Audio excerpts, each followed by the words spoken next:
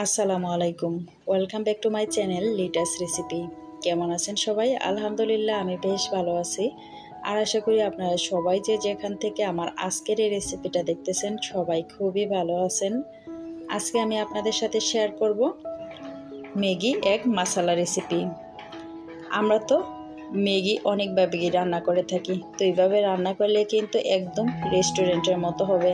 তো চলুন আমি কিভাবে ম্যাগি এগ মাসালা রেসিপি তৈরি করি সেটা শেয়ার করি। এর জন্য চুলায় প্রথমে একটা প্যান বসিয়ে দিয়েছি, আর প্যানের মধ্যে 2 টেবিল চামচ তেল দিয়ে দিয়েছি। তারপরে দিয়ে দিলাম আমি হাফ কাপ পরিমাণ পেঁয়াজ কুচি। পেঁয়াজটাকে আমি 30 সেকেন্ডের মতো একটু ভেজে নিয়েছি। তারপরে এখন দিয়ে দিচ্ছি 2টা কাঁচামরিচ কুচি। কাঁচামরিচটা দিয়ে আমি 30 সেকেন্ডের মতো পেঁয়াজের সাথে ভেজে নিয়েছি। তারপর এখন দিয়ে দিচ্ছি 2 টেবিল চামচ পরিমাণ টিউব করে রাখা গাজর। গাজরটা সিদ্ধ হতে একটু সময় লাগবে, সেজন্য আমি গাজরটা একটু আগে দিয়ে নিয়েছি। আর গাজরটা দিয়ে আমি আরও 2 মিনিটের মতো একটু ভেজে নিয়েছি।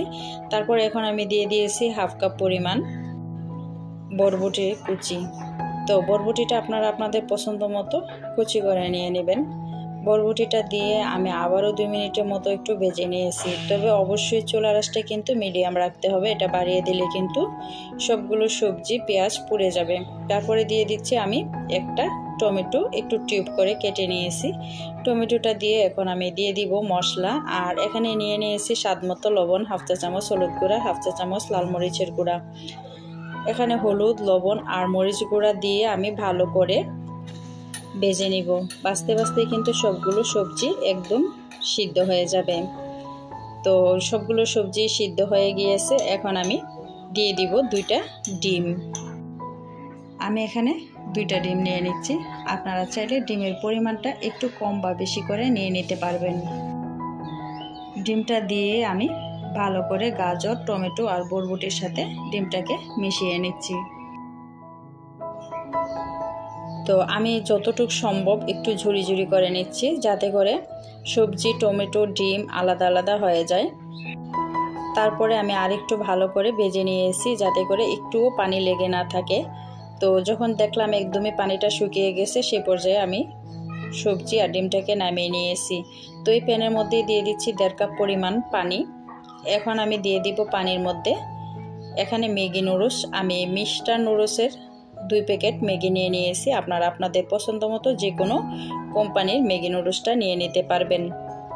তো নুডলসটা দেওয়ার পরে আমি নুডলসের প্যাকেটের ভিতরে যে মশলাটা থাকে সেই মশলাটা এখন দিয়ে দিব।